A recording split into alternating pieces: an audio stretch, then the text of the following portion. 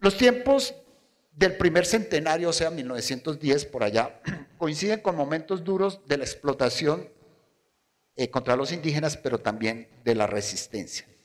En el sur del país, exactamente en la Amazonia fronteriza con Perú, hubo cruentos hechos de violencia contra los indígenas por parte de caucheros nacionales y especialmente peruanos, la tristemente célebre Casa Arana. Lo primero que resalta de esta historia es precisamente la aparente ignorancia de las élites colombianas y peruanas con relación a la barbarie que ocurría en las caucherías de Putumayo. Decimos aparente, pues porque desde 1905 un ingeniero alemán, al recorrer la zona, había denunciado las atrocidades que allí sucedían, denuncias que fueron recogidas después por periódicos de Iquitos en 1907 y luego un periódico inglés en 1909. En realidad lo que ocurría allá era como un secreto a voces, que tuvo como respuesta el silencio oficial, tanto del lado colombiano como del lado peruano. Pues ningún gobierno quería afectar los intereses de los caucheros con los que estaban muy imbricados. Finalmente, en 1910, el Reino Unido, Gran Bretaña, envió a un diplomático, el señor Roger Casement, a evaluar si los ciudadanos británicos recibían malos tratos, pues desde comienzos de siglo habían llegado al Amazonas gentes provenientes de las Islas Barbados, una colonia inglesa. Casement, en su informe que se llamó el Libro Azul, no encontró mayor evidencia de esto último, pero con base en los testimonios de los británicos, 2 años después mostró la brutalidad con que algunos empresarios colombianos y especialmente peruanos, bajo el mando de los hermanos Arana, se apoderaron de facto de inmensos territorios nacionales donde se daba naturalmente el caucho, sometieron a los indígenas a una especie de esclavitud, los obligaron a explotar el látex en condiciones infrahumanas y ejercieron todo tipo de violencia para controlarlos. Ahora bien, la respuesta indígena no siempre fue pasiva y hubo levantamientos que, si bien fueron derrotados, mostraron el rostro altivo de los pueblos originarios del Amazonas. No obstante, lo más paradójico es que se presentó otro efecto de esta resistencia indígena, lo que el antropólogo Roberto Pineda llama la cultura del terror, en la que los caucheros se sentían víctimas de sus víctimas. Pineda trae a colación el testimonio de un juez peruano, quien ratifica esta hipótesis. Según el juez peruano, los caucheros, comillas, estaban enfermos de la imaginación y veían por todas partes ataques de los indios. Y para salvarse de esos cataclismos fantásticos, mataban y mataban sin compasión indiadas enteras de gentes inocentes. Cierra comillas. Esa es la opinión de un juez peruano a comienzos del siglo XX. Así es como procedían los nuevos conquistadores en el Amazonas, a quienes dicientemente los indígenas los llamaban los racionales. Esa cultura del terror no era sino una forma extrema de lo que se ha llamado tradicionalmente el temor al pueblo, la otra cara del menosprecio elitista hacia los sectores subalternos desde los tiempos de la conquista. Pero la posibilidad de insubordinación popular también era una cosa que preocupaba a las castas dominantes, en este caso proveniente de los territorios llamados andinos. Estamos hablando del levantamiento liderado por Manuel Quintín Lame entre 1914 y 1917, la llamada Quintiniada.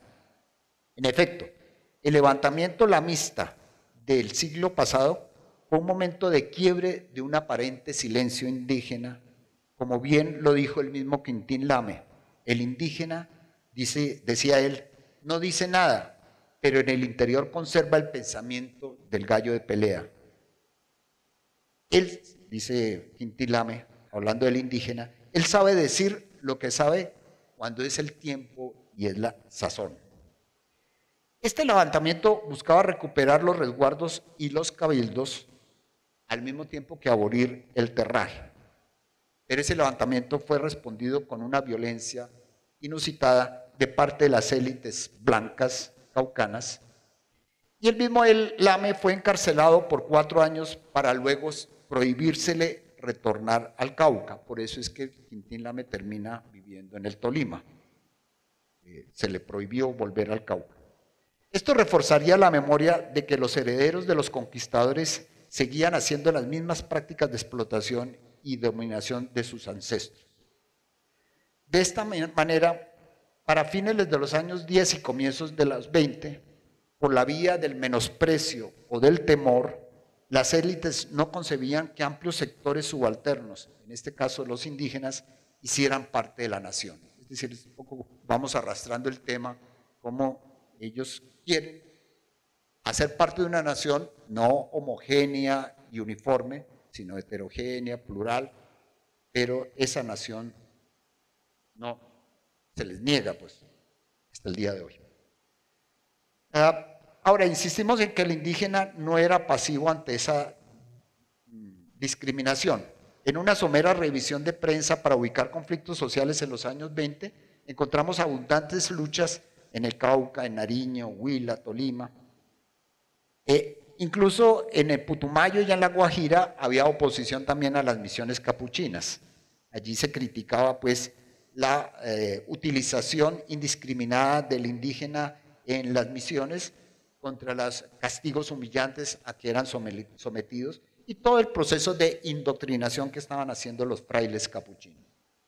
Parecía que, como lo insinuaba la prensa liberal desde el decenio de los 10, la aniquilación indígena seguía métodos más civilizados que los usados por la Casa Arana.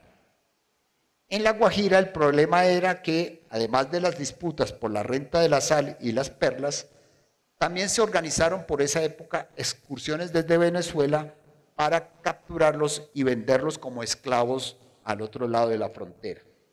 Esto produjo algunos levantamientos en la península a mediados de los años 20 que nuevamente preocuparon a las élites, pues también ocurrían en una zona de frontera. Estas acciones fueron exaltadas por el escritor socialista Luis Tejada en 1924, poco antes de morir, en un artículo que muestra todavía los moldes raciales en los que él mismo estaba inmerso.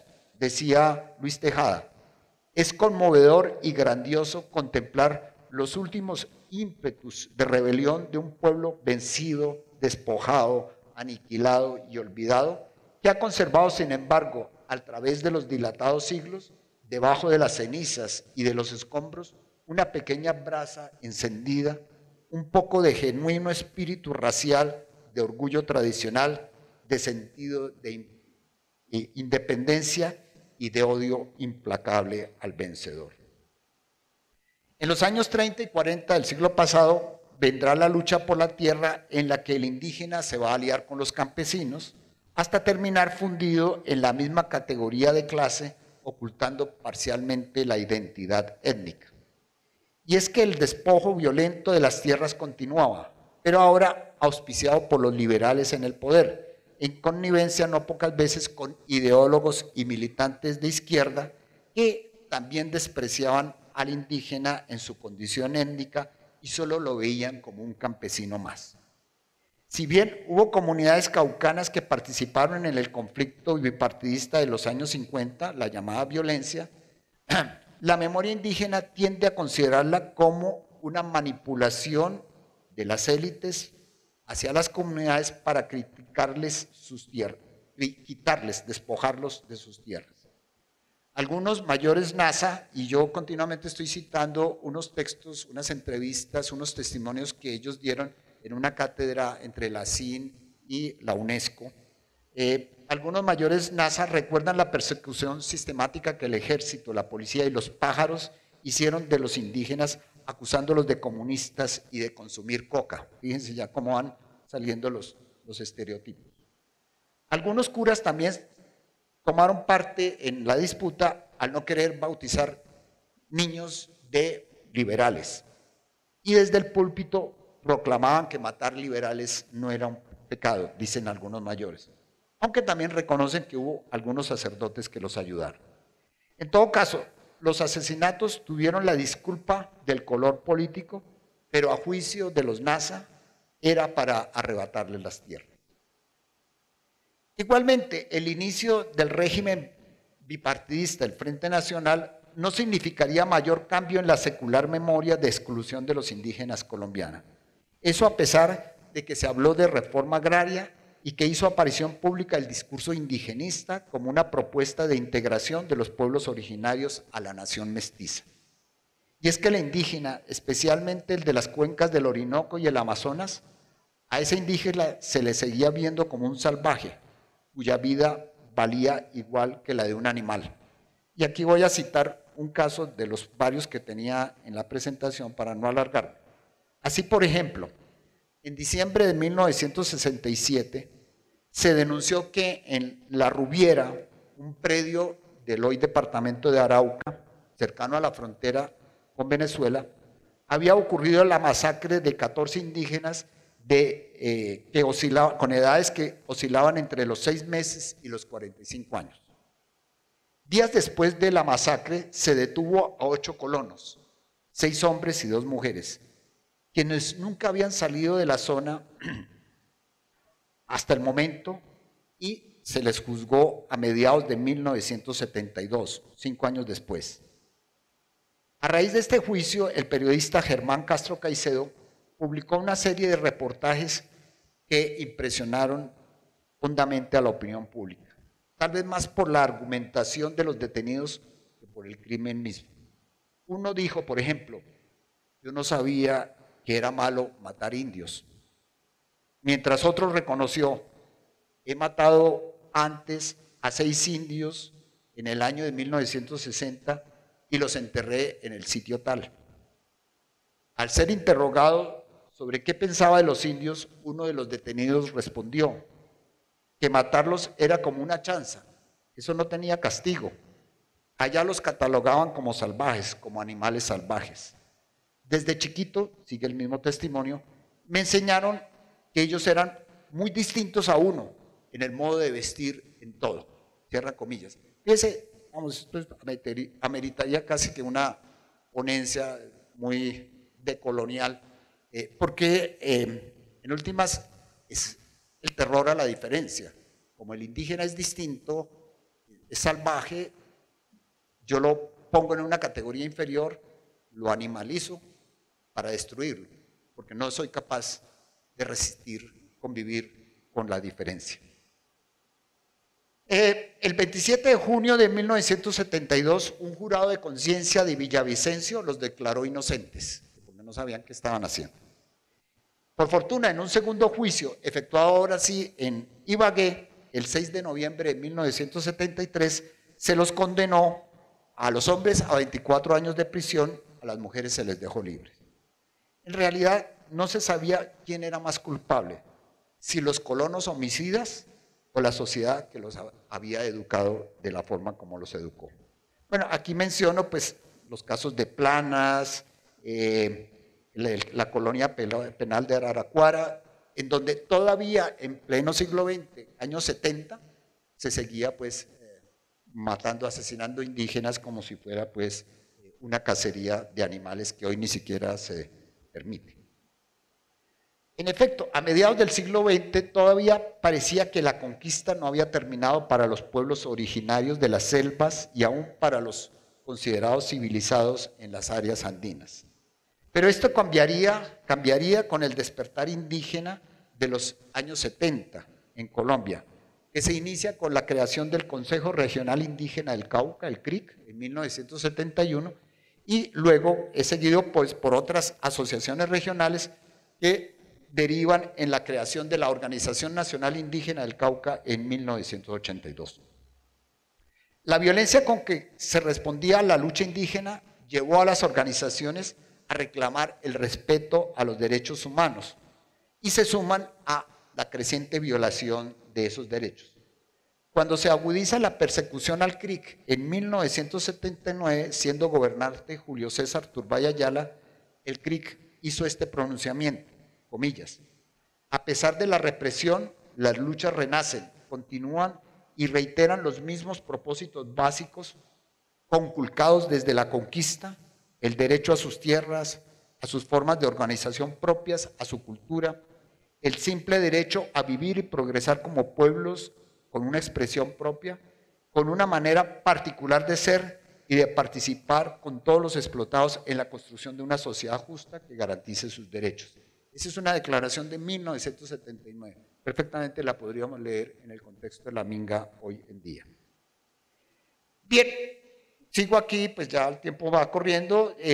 Señalo cómo la creciente violencia en los años 70 y 80 de parte de los terratenientes va a producir unas solidaridades no buscadas y no bien recibidas de parte de la insurgencia, que comienza también a violar la autonomía de los territorios, lo que hace que los indígenas expidan unas resoluciones, algunas de ellas muy famosas, las de Bitoncó, en febrero del 85 y luego en Ambaló un año después. Para ese momento el movimiento indígena caucano no solamente estaba amenazado por la represión oficial y la violencia terrateniente, sino por la presencia de fuerzas insurgentes que estaban también cobrando vidas en las comunidades. Esto motivó no solamente a estas declaraciones que he mencionado, sino a la conformación de una autodefensa indígena, el movimiento armado Quintín Lame, que se desmovilizaría en los tiempos de la constituyente a petición de las autoridades comunitarias. La masacre del Nilo, ya nos vamos acercando al presente, de diciembre de 1991, anunció la llegada de otro actor violento, más feroz y aniquilador que los anteriores: el paramilitarismo proveniente del Valle del Cauca.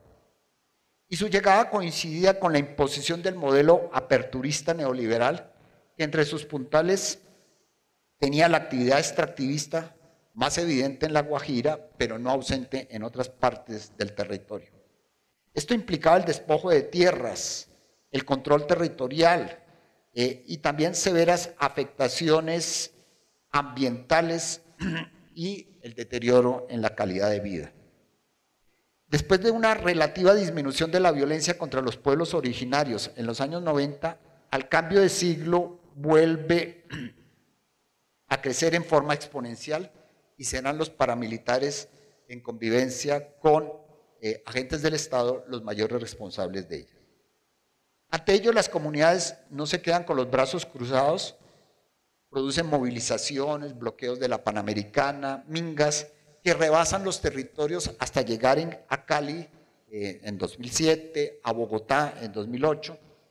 Esto acompañado de la recurrente exigencia de la presencia de autoridades ante los permanentes incumplimientos estatales. Y así forzaron a ir al Cauca incluso al arrogante presidente eterno Álvaro Uribe Vélez, en 2008, cuando le tocó a regañadientes ir a la María. No es el tema hoy. ¿Qué va a pasar con Duque? Creo que si hay alguna salida, ojalá se produzca, será que tendrá que ir a negociar con las comunidades a donde ellas están, no a la Casa de Nariño, después que las invite, eso sí, pero ahora no. Estas amplias movilizaciones, dentro de las que se destacan los actos de resistencia civil desde 2001, la creación de un cuerpo desarmado de defensa llamado la Guardia Indígena, que generalmente enfrenta a los violentos con la sola fuerza de sus bastones de mando, hacen parte, dijéramos, de estas formas de resistencia a la dominación. La violencia paramilitar no ha cejado, así se haya cambiado de nombres los grupos paramilitares y hasta se hable de las BACRIM. Pero ahora a ella se suma la desmedida respuesta de órganos represivos del Estado, policía, ejército, especialmente el SMAT. Continuamente las comunidades rechazan la estigmatización que se les hace de ser auxiliares de la guerrilla o de estar infiltrados por la guerrilla. Ahora es por las disidencias, lo cual es un argumento histórico también de las élites para ilegitimar la protesta y penalizarla, criminalizarla. Pero las organizaciones indígenas, y no tengo aquí tiempo para explayarme, pero creo que ustedes son conscientes, han marcado distancia clara con la insurgencia, con sus disidencias, como también obviamente con los paramilitares y agentes del Estado. Rechazan todo lo que atente contra su autonomía, mientras ofrecen lecciones de una comprensión distinta de la realidad, avanzando una crítica no solamente al capitalismo, sino al colonialismo, que a veces hace parte también de la ideología de las organizaciones que se reclaman estar al servicio de la causa popular.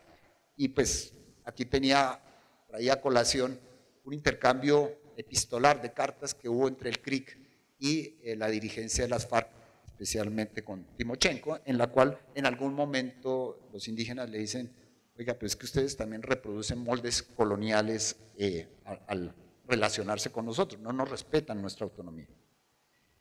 Y es que de manera integral, para ellos la resistencia a las formas de la violencia física también se expresa contra la violencia simbólica. Y ahí ponen en juego su larga memoria. Así, por ejemplo, cuando se comenzó a hablar de las celebraciones del 5º centenario del descubrimiento, ellos lanzaron, junto con otras organizaciones sociales, la campaña del autodescubrimiento. Para ellos era una forma de hacer visibles los siglos de resistencia indígena y definir su propio proyecto alternativo. Se proponía el autodescubrimiento, que el autodescubrimiento no fuera solo para dentro de las comunidades, debía trascenderlas para hacer una amplia convergencia popular que implicaba la autodeterminación de las distintas etnias de las organizaciones campesinas, obreras y populares, a fin de proponer, decían literalmente, un modelo de nación con oportunidad para todos. Entonces, digamos, lo que vamos viendo es que la nación elitista, si se quiere, excluyente de estas minorías terratenientes, blancas, hacendarias, industriales, ¿sí? Ese modelo los excluye, ellos plantean otro modelo de nación.